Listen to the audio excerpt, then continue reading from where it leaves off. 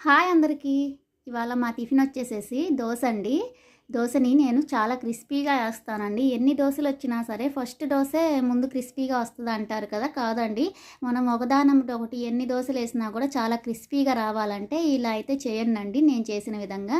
నేనైతే ఎప్పుడు ఇంతే చేస్తాను. ఏ దోస ఏసినా క్రిస్పీగానే వస్తదండి. ఫస్ట్ అయితే పిండిని అలా కంటెన్సీలో కలుపుకోవాలి. తరువాత మనం దోస పోసే ముందండి పెనంని ఒక 10 సెకండ్స్ వరకు అలా సిమ్ములో పెట్టి వదిలేయాలండి. నెక్స్ట్ అలా వదిలేసిన తర్వాత దోసని హై ఫ్లేమ్లో పెట్టేసుకొని పోసుకోవాలండి. ఇక తర్వాత హై ఫ్లేమ్లో పెట్టిన తర్వాత ఆయిల్ అయితే దాని మీద వేసుకోవాలి. చూడండి, అలా వదిలేసేయాలి. హైలోనే పెట్టేసేసి కాల్చేయాలండి మొత్తం. అలా కాల్చిన తర్వాత దోసని 1 సైడ్ మాత్రమే కాలనివ్వాలండి. 2 సైడ్స్ కాలనివ్వకూడదు.